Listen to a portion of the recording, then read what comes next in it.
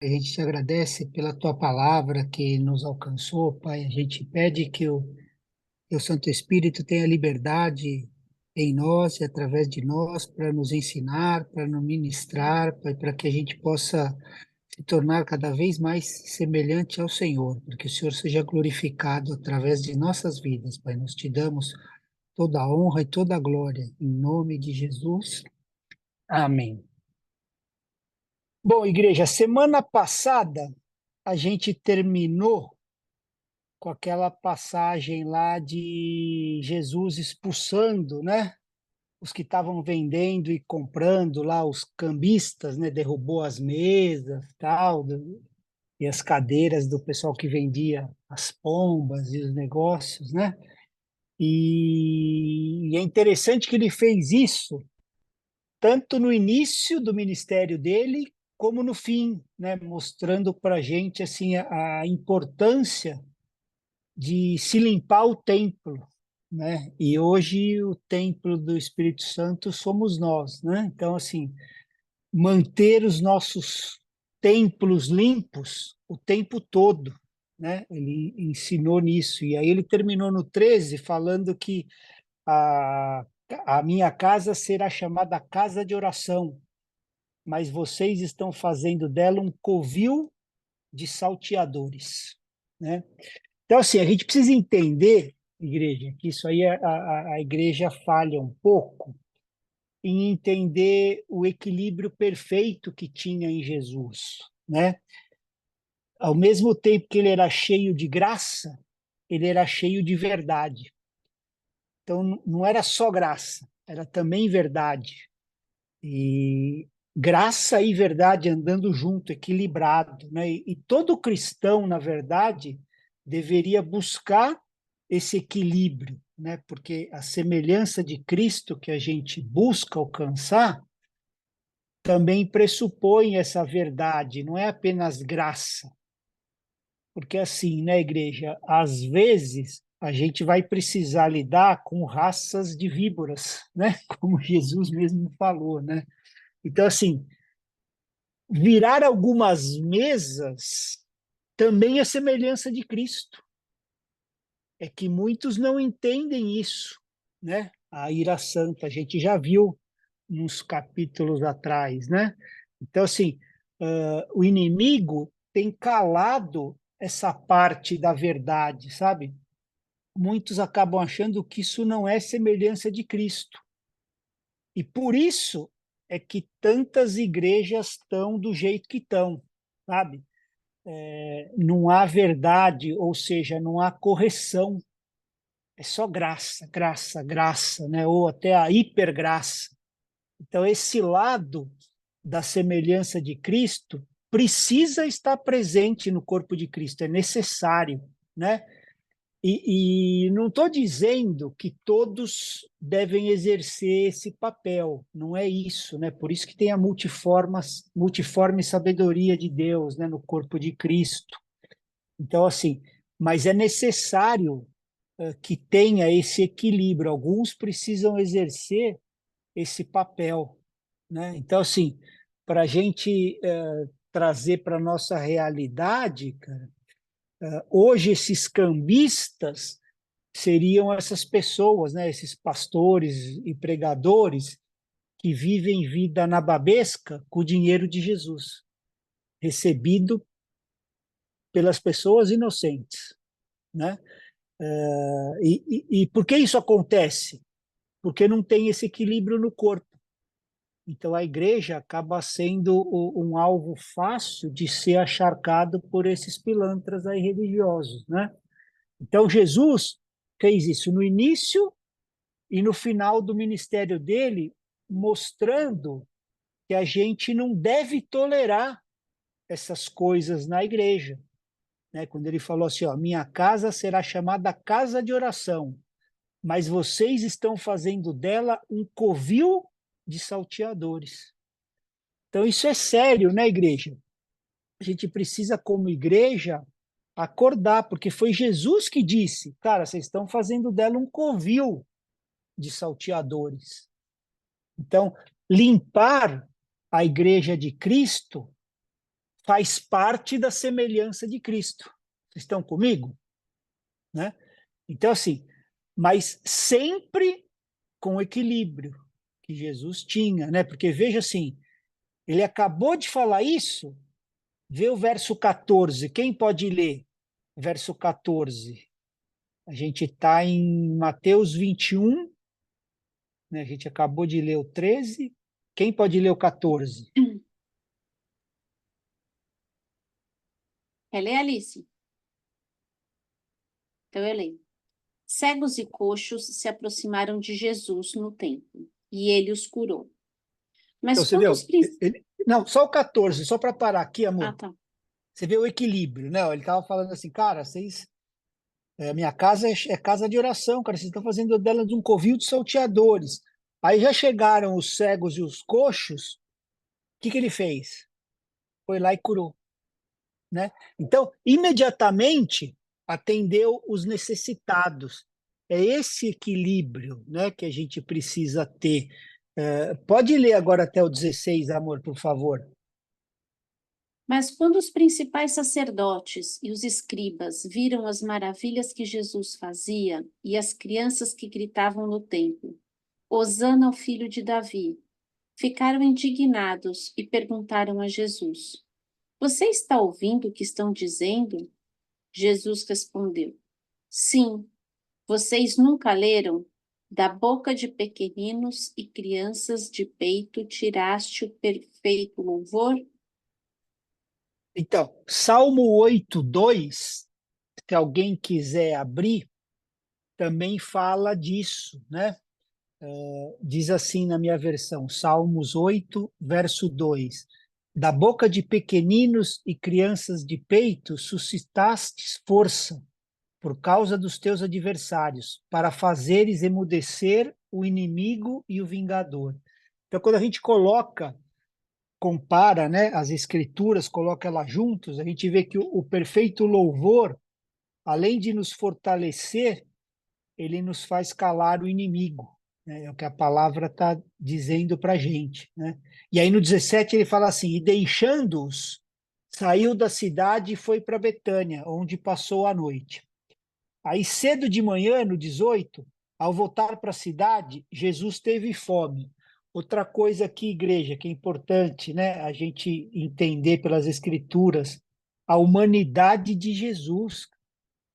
Ele se tornou como nós, ele se esvaziou, como qualquer um de nós, né? Mas mesmo assim, sem pecar, né? Sem pecar. Então, de manhã voltou para a cidade e Jesus estava com fome. E aí no 19, vendo uma figueira à beira do caminho, aproximou-se dela, mas não encontrou nada a não ser folhas. Então disse a figueira: Nunca mais nasça fruto de você. E a figueira secou imediatamente. Então, assim, mais da humanidade dele, né? Ele precisou chegar perto da figueira para ver que não tinha frutos, né? Que só estava com folhas. E ele agiu aqui, igreja, como um servo de Deus, como um profeta de Deus, um filho de Deus, o que ainda pode acontecer, né? Mesmo aqui, ele não estava agindo como Deus, ele só agiu. É importante a gente entender isso, porque a própria palavra diz que assim, aquele que crê em mim, como diz as Escrituras, né? A gente precisa entender o Jesus da Bíblia, não é o Jesus da cultura, o Jesus que me falaram, é o Jesus da Bíblia, como diz as Escrituras. Então, assim, ele agiu aqui como um servo de Deus, não foi como Deus.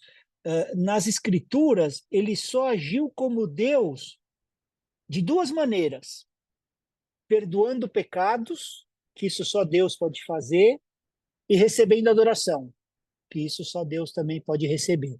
Então, só essas duas coisas ele agiu como Deus nas Escrituras. Tirando essas duas, perdoar pecado e receber adoração, tudo mais que ele fez, mesmo que seja extraordinário e sobrenatural, foi como homem, ungido por Deus. Ok? Então a gente precisa deixar isso claro. Aí no 20, Quem pode ler do 20 até o 22, por favor? Olê. Amém.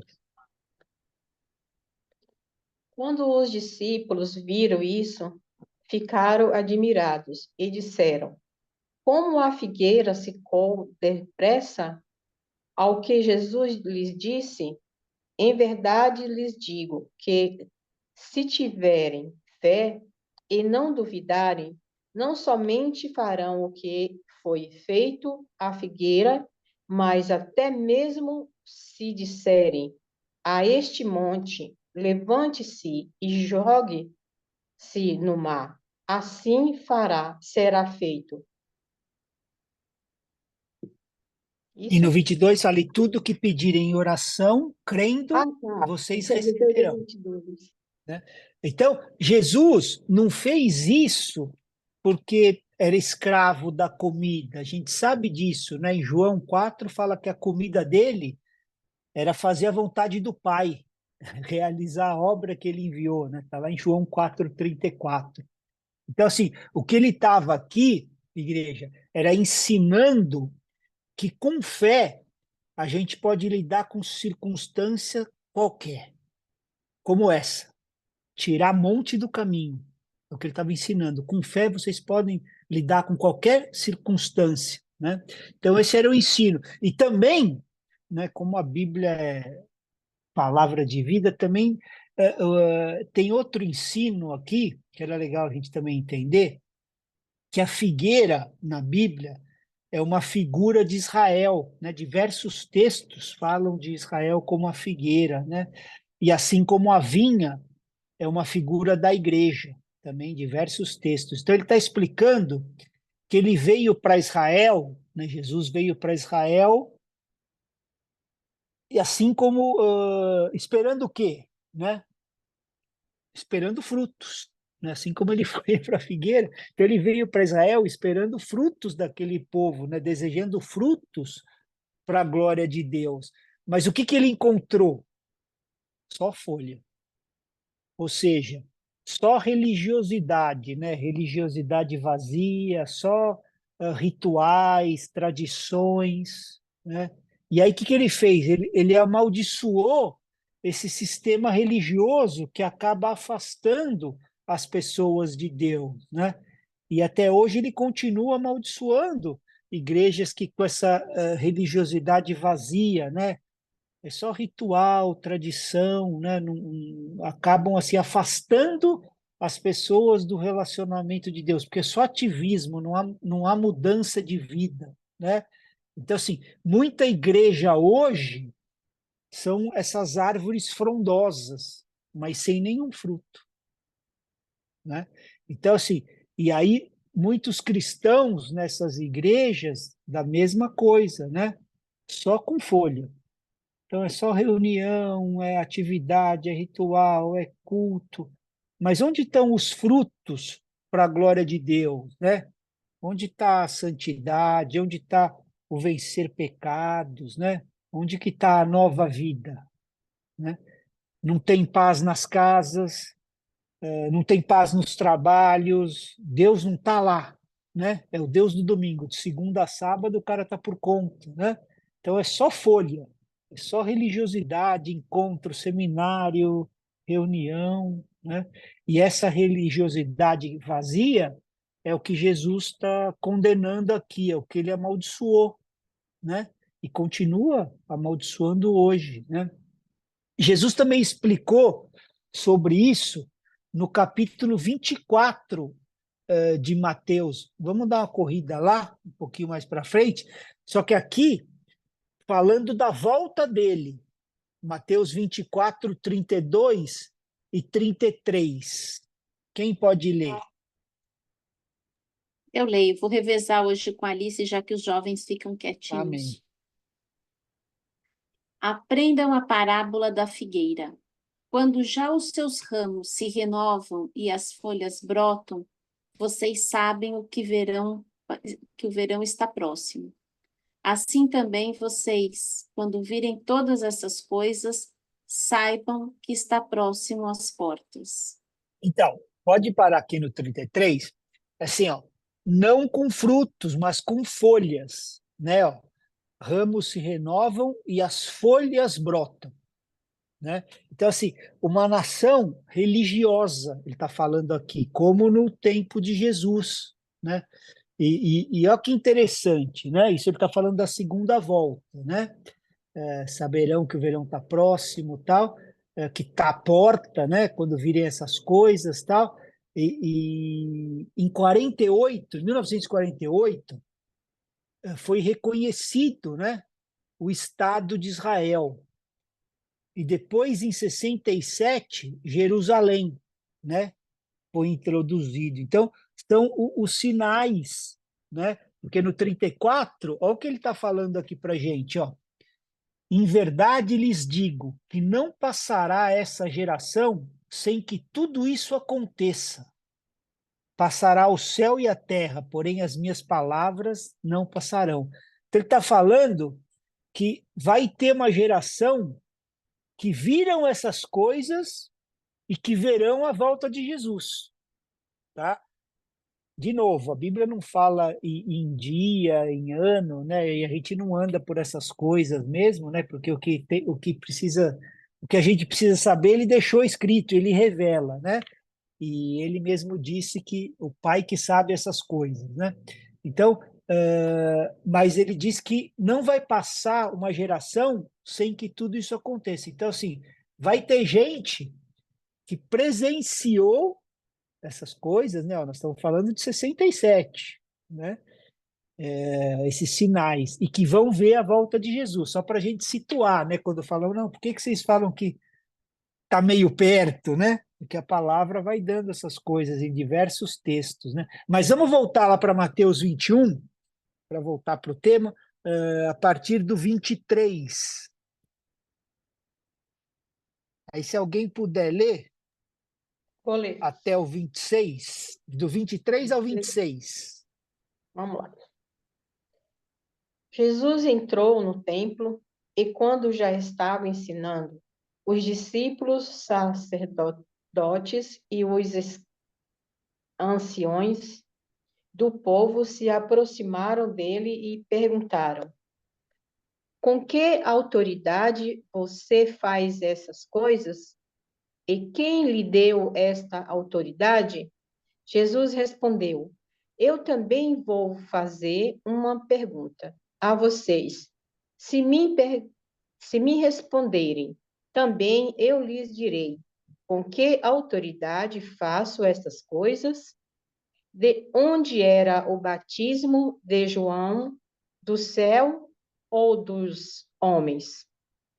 E eles disseram, e eles discutiram, não, discutiam entre si.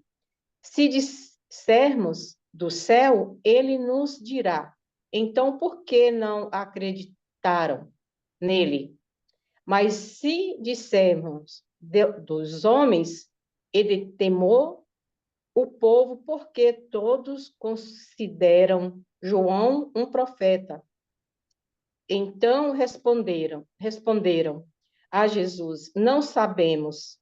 E ele, por sua vez, lhes disse: Então eu também não lhes digo com que autoridade faço essas coisas.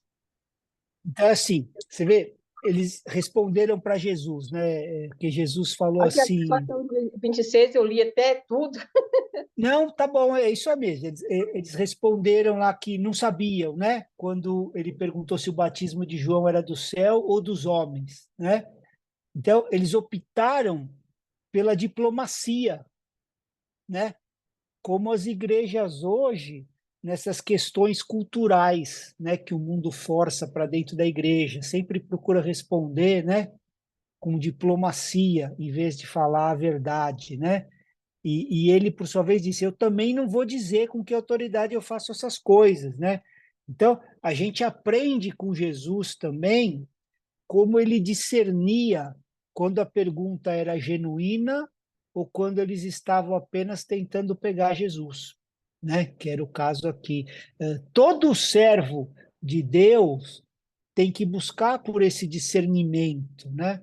A gente não vive pela lei mais, a gente vive guiados pelo Espírito Santo de Deus, né? O mesmo Espírito Santo que guiou Jesus quando ele estava na Terra, vai nos guiar aqui também, né? O mesmo Espírito. Foi o que aconteceu lá em Pentecostes, né? O mesmo Espírito Santo que conduziu Jesus nessa Terra por 33 anos e meio, está disponível para todos nós que aceitamos ao Senhor, né? Ele conduz o corpo de Cristo nessa geração. A gente precisa sempre buscar andar cheio dele, do Espírito, né? É a única maneira, igreja, que a gente vai conseguir ter vida abundante conforme a Bíblia, né? Não conforme o homem, nessa terra que está embaixo de maldição, Gênesis 3, né? Não foi abolida. Então é só cheios do Espírito mesmo. E aí no 28, ele começa a contar aqui, ó. O que vocês acham? Um homem tinha 2 filhos. Chegando-se ao primeiro, disse: Filho, vá hoje trabalhar na vinha. E aí no 29 ele respondeu: Não quero ir. Mas depois, arrependido, foi, né? Foi trabalhar. E no 30, dirigindo-se ao outro filho, o pai disse a mesma coisa. E ele respondeu: Sim, senhor, mas não foi. Qual dos dois fez a vontade do pai? Jesus perguntou, né? E eles responderam: O primeiro. Então Jesus disse: Em verdade lhes digo que os publicanos e as prostitutas estão entrando no reino de Deus primeiro que vocês. E aí ele explica, porque João, né, está falando de João Batista, veio até vocês no caminho da justiça, e vocês não acreditaram nele. No entanto, os publicanos e as prostitutas acreditaram.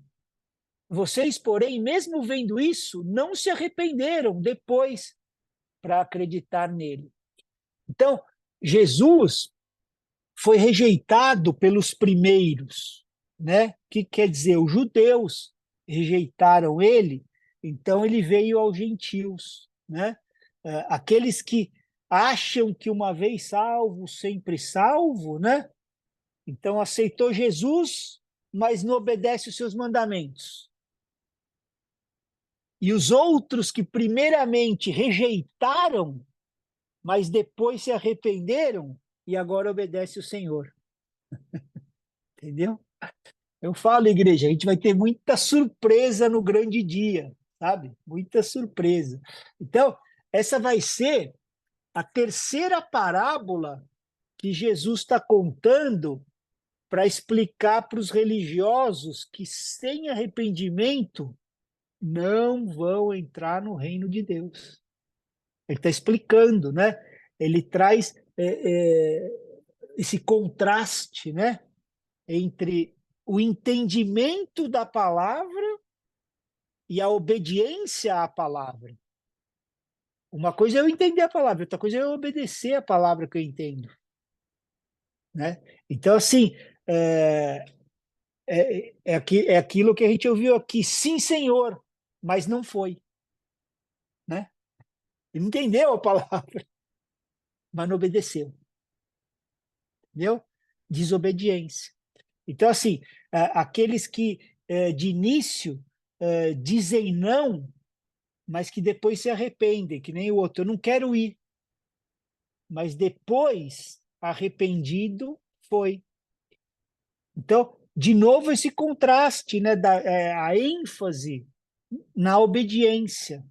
Não apenas dizer boas palavras, mas realmente fazer a vontade do Senhor com as nossas vidas, né? Atividade religiosa, igreja, não coloca ninguém no reino. Eu canso de falar aqui. É a obediência que vem pelo arrependimento que nos leva para o reino, que nos coloca no reino, né? E aí, a partir do 33, ele está contando outra parábola, né? Do 21, do 33 até o 43. Quem pode ler? Eu leio. Amém. Peraí, deixa eu pôr pertinho, gente, porque fica longe. Do 21, do 33 ao 43.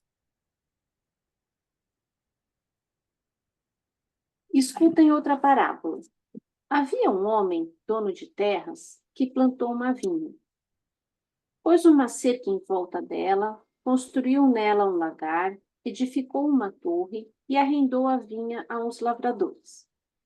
Depois, ausentou-se do país. Quando chegou o tempo da colheita, o dono da vinha mandou os seus servos aos lavradores, para receber os frutos que cabiam a ele.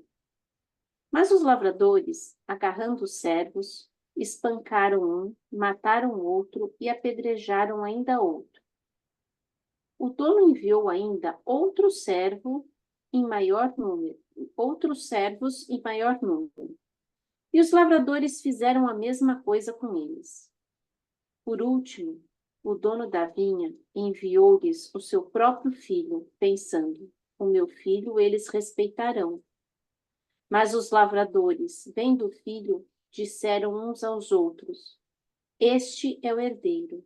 Venham, vamos matá-lo e ficar com a herança dele para nós.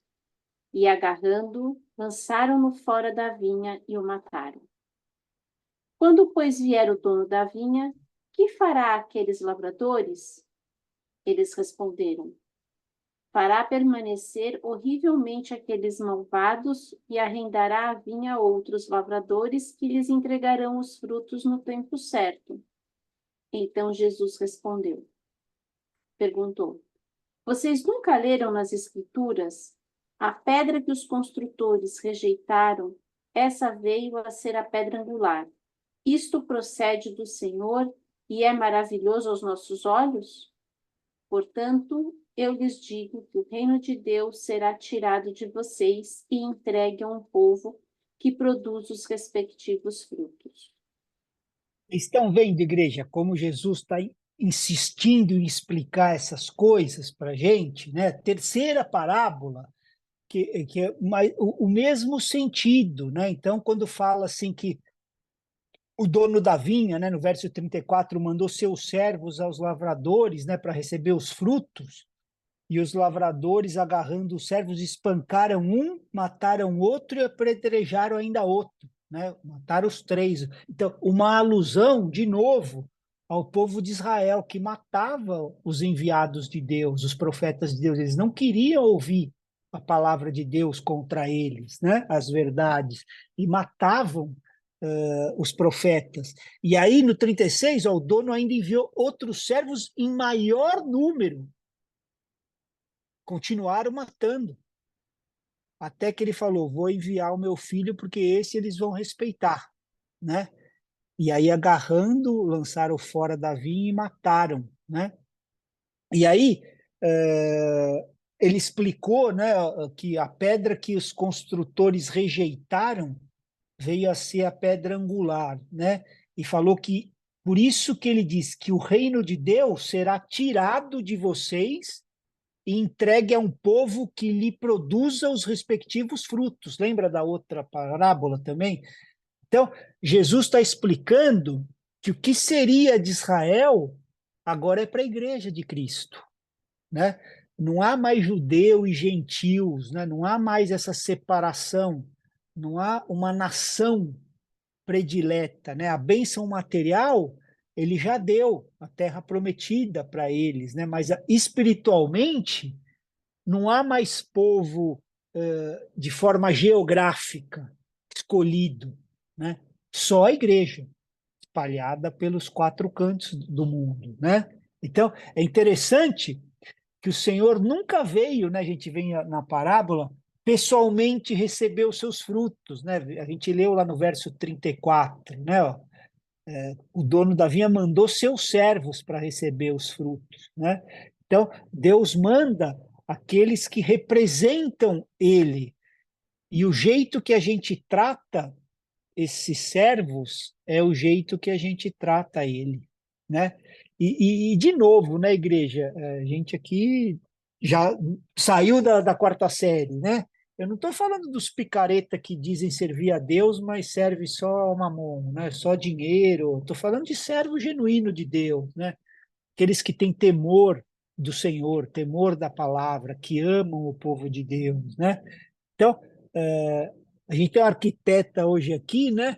A pedra angular é a pedra principal, né?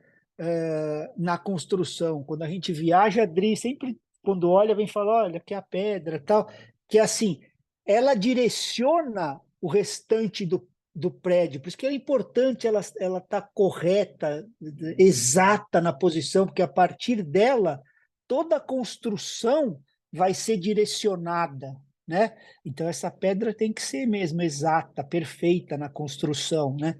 E aí, no 44, ele fala assim, ó, todo que cair sob essa pedra ficará em pedaços, e aquele sobre quem ela cair ficará reduzido a pó, né? Ele está dizendo que quando a gente vai ao Senhor, a gente deve se quebrantar, entendeu? Antes de ser usado.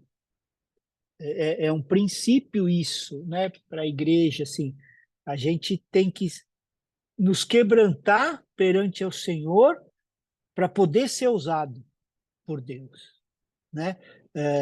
Vocês veem assim, Jesus quando pegou o pão, ele abençoou o pão, depois ele fez o quê? Partiu, né? Então, só depois de partido é que ele deu para a multidão, né? Então não adianta ser apenas abençoado, a gente precisa também ser partido, sabe? Ser quebrado. A gente precisa ser abençoado e quebrado para poder alimentar a multidão, né? Então, é essencial para a nossa vida cristã a gente ser quebrantado pelo Senhor, sabe? Até Jesus teve que passar por esse processo. 30 anos, né, de submissão a seus pais, e que eram imperfeitos, eram como nós, né? Piores, né? Sem o Espírito Santo. Então, assim, e ele se sujeitou por 30 anos, né? Precisou ser quebrado, né? O Filho de Deus. Então, Deus usa muitas circunstâncias para nos quebrar. Então, desde nossos pais, nossos chefes, nossos líderes, nossos pastores, né? Ele usa pessoas, né? Para nos quebrar, para nos deixar mais quebrantados, né? E é melhor a gente ser quebrado do que a gente se recusar e virar pó, porque aí fala assim, ó, aquele sobre quem ela cair ficará reduzido a pó, né? Então, quando você vai, você só fica em pedaço. Quando você não vai e ela é que vem, aí você vira pó, entendeu? É melhor você se quebrantar, né? E buscar ser quebrado. É o que ele está falando para nós, né? E aí no 45 ele fala assim, ó, os principais sacerdotes e os fariseus, ouvindo essas parábolas, entenderam que Jesus falava a respeito deles. E embora quisessem prendê-lo, tinham medo das multidões, porque estas o consideravam como profeta, né? E aí a gente entra, igreja, no capítulo 22, aonde Jesus vai usar uma parábola para ensinar justificação pela fé, né? A gente tem duas coisas a considerar perante Deus, né? Não é que a gente tem apenas os nossos pecados perdoados, mas a gente também tem, quando a gente está perante Deus, a nossa natureza caída, herdada de Adão, né? A palavra de Deus que todos pecaram e destituídos estão da glória de Deus, né? Falharam em alcançar a glória de Deus. Então, se em nossa carne, naturalmente, não tem nada de bom, como que a gente vai poder ficar diante de um Deus perfeito e santo, né? Mesmo com o nosso pecado perdoado, né? Então, assim, primeiro ponto, a gente sabe que todo o nosso pecado deve ser perdoado, né? Todo o nosso passado deve estar perdoado. A gente precisa confessar e receber o perdão de Deus. E aí, o que a gente faz agora? Que a gente foi perdoado, mas ainda está com a nossa natureza caída, né? Porque assim, mesmo com os nossos pecados perdoados, a gente não poderia estar diante de Deus com essa natureza. Então, o que Deus fez? Resolveu o nosso BO, nos justificou, né? Ou seja, ele nos vestiu com a justiça de Cristo. Então, Cristo se tornou a nossa justiça perante Deus, né? Então, quando a gente está em Cristo, por isso que Paulo fala muito, né? Em Cristo, em Cristo, em Cristo. Quando a gente está em Cristo, a justiça dele está em nós. A gente é vestido com a justiça de Cristo. Só assim é que a gente pode estar diante de Deus. Não tem outra maneira. Qualquer outra coisa que te falarem é bobagem, é mentira. Só dá para estar diante de Deus vestido da justiça de Cristo, justificado. Então Deus fez essas duas coisas por nós, igreja. Nos perdoou, limpou todo o nosso passado, não a cédula que era contra nós foi pregada no madeiro, né? Está escrito na palavra. Isso depois que a gente confessa, né? E nos justificou. Então ele nos perdoa, que é uma coisa, né? Limpa todo o nosso passado e nos justifica, ou seja, nos veste com a justiça de Cristo, né? Aí agora a gente pode entender a parábola, né? Mateus 22:1, ó. De novo, Jesus lhes falou por parábolas, dizendo: o reino dos céus é semelhante a um rei que preparou uma festa de casamento para o seu filho. Tá? Estou no verso 2. O verso 3, ó. Enviou os seus servos, né? Aí a gente trazendo, né, para a realidade espiritual, enviou os profetas a chamar os convidados para festas, mas esses não quiseram vir. Ok? E aí no 4, enviou ainda outros servos, né, mais profetas, dizendo: digam aos convidados, eis que já preparei o meu banquete, os meus bois e animais de engorda já foram abatidos e tudo está pronto, venham para a festa. E no 5 diz assim: mas os convidados não se importaram, ou seja, ignoraram os profetas e a sua mensagem. E se foram, um para o seu campo, outro para o seu negócio, outros agarrando os servos, os maltrataram e mataram, que faziam com os profetas, né? E aí no 7 diz assim, ó, o rei ficou furioso e enviando as suas tropas, exterminou aqueles assassinos e incendiou as cidades deles. Então, todas essas parábolas, igreja, que a gente está vendo, falam sobre isso. Um povo inicial que não recebeu os servos do Senhor, né?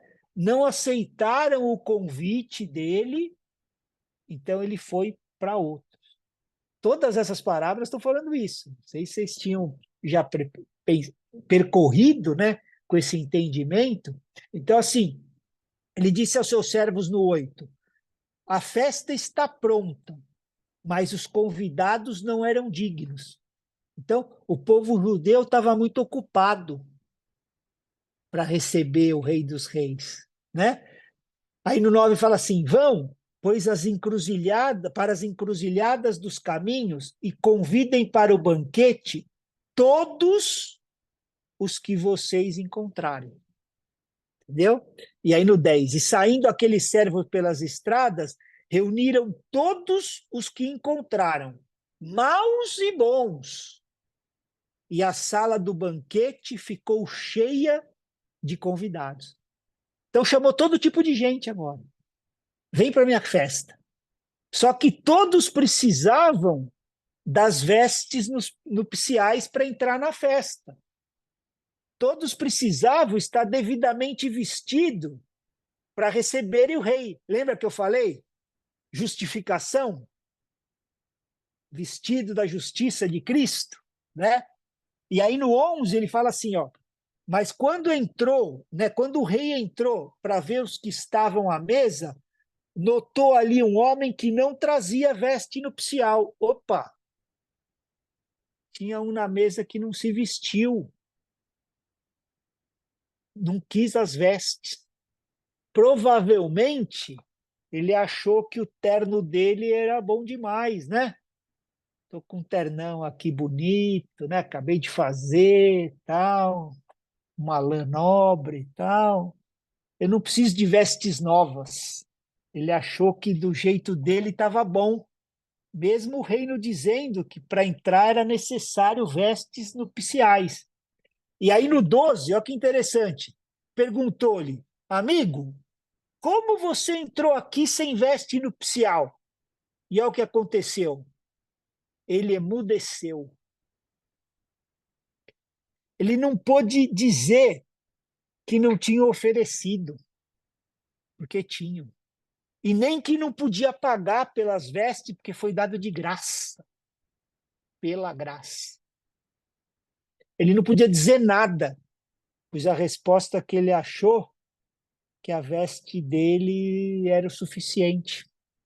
Ele era bonzinho, ele não precisava. Entendeu? E aí o rei ordenou aos serventes no 13, ó, amarre os pés e as mãos dele e atirem-no para fora, nas trevas. Ali haverá choro e ranger de dentes. Então, essa aqui, igreja, é uma palavra para aqueles que creem na justiça própria, sabe? Que se sentem assim um pouco melhores que os outros pecadores, sabe? Ah, eu nasci em berço cristão, eu conheço, eu nunca fiz aquilo, eu nunca fiz aquilo outro. Eu não sou tão mal assim. Então está na justiça dele, entendeu? Aqueles que estavam sujos, né? Os mendigos ali, logo aceitaram as vestes novas. Mas esse, né, estava bem vestido, né? Ah, não cometi tanto pecado assim como eles, né? Não estou igual esses caras aí. Eu oro, eu louvo, eu jejuo, eu cumpro aí os preceitos da lei.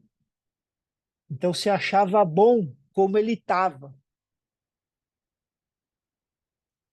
E aí Jesus desmorona essa ideia de que tá tudo bem como a gente está. Porque Isaías já tinha dado o nosso diagnóstico 1.500 anos antes. Quem pode ler Isaías 64:6? Isaías, capítulo 64, verso 6. Posso ler? Todos nós somos como o imundo, e todas as nossas justiças são como trapo de imundícia. Eu não quero ofender ninguém, meus irmãos, minhas irmãs, mas é assim que a gente é aos olhos de Deus fora de Jesus. A nossa justiça é trapo de imundícia, nós somos imundos perante ao Senhor, né? Tudo o que a gente faz, igreja, fora de Cristo, é assim que Deus vê. Por quê? Qual é a motivação que você está fazendo? Né? O motivo que você está fazendo aquilo fora de Cristo? Você está esperando o quê? Honra, recompensa, reconhecimento? Estão entendendo? Então, assim, só para a gente dar exemplo, eu gosto de dar exemplo, é tipo assim, você pega uma maçã bem bonita, aquela maçã lindona, assim, dá aquela lustrada assim, mas aí você pega ela, estamos com uma quase médica aqui com a gente, né? Com, com a mão infectada de alguma doença grave e contagiosa. E aí a maçã está na tua mão. A maçã está boa, mas ela ficou imprópria porque está na tua mão que é contaminada. Entendeu? Então, toda boa obra fora de Cristo é desse jeito para Deus. A gente tem que entender isso, igreja, para a gente se humilhar debaixo da mão do Senhor, né? A gente não pode achar que a maçã está boa quando a gente sabe que a nossa mão está contaminada. A nossa natureza caída contamina as boas obras. Por isso que é tão difícil para aqueles que se acham justos exteriormente. É difícil eles enxergarem isso. Aqueles que acham que tá bom como eles são. Tipo assim, nem preciso de Salvador. Não faz nada errado. Né? Esse está igual aquele lá na festa. Tem a veste. Né? Então, todos precisam de um Salvador. Né? A gente tem Romanos 1 e 2 que mostra claramente isso para a gente. Né? Um fala de todos sendo pecadores e o outro fala de religiosos pecadores. Eu vou pregar sobre isso domingo, vou falar sobre Romanos. Né? E aí, Romanos 3, a gente vê que ambos precisam ser justificados, precisam dessas vestes de justiça, né? Essa é a aplicação dessa parábola, né? E o triste é que essa pessoa na igreja não foi apenas posta para fora da festa. Vamos ler aqui, ó. Amarre os pés e as mãos dele e atirem-no para fora, nas trevas. E ali haverá choro e ranger de dentes. Ou seja, ele está dizendo que aqueles que estão na igreja, mas que estão firmados na sua própria justiça, né, que olham para os outros se achando mais santos, né, que os outros e que por isso se orgulham disso, né? Se orgulham, né? Eu sou bonzinho, eu sou bom. E aí no 14 ele fala assim, ó, porque muitos são chamados, mas poucos são escolhidos. Então, assim, a gente sabe que não há parcialidade em Deus, né? Então, assim, está falando que muitos são chamados, mas poucos respondem ao chamado. Entendeu? Respondendo que não há nada de bom em nós, que não há nada de bom em nossa justiça, que a gente precisa de um Senhor, a gente precisa ser salvo de nós mesmos, né? Esse é o entendimento, né? Poucos são escolhidos, poucos escolhem responder a esse chamado de humildade, de entender que não tem nada de bom na nossa justiça, que a gente precisa de um Senhor, de um Salvador, né? Então a gente precisa ir ao Senhor ciente disso, né? Que não basta o perdão dos nossos pecados, a gente precisa também da justiça de Cristo em nós. Por isso é que Cristo é a nossa justiça. E glória a Deus por isso, né? Dele ter dado de graça, pela graça, essa justiça para nós. Amém? A semana que vem, eu vou entrar com vocês na parte dos impostos. Eu não quero entrar hoje, porque uma que já estouramos o tempo, né? E eu quero, como é um assunto também que tem bastante ensino, eu quero entrar semana que vem aí. A gente vai falar a questão do imposto a partir do verso 15. Amém?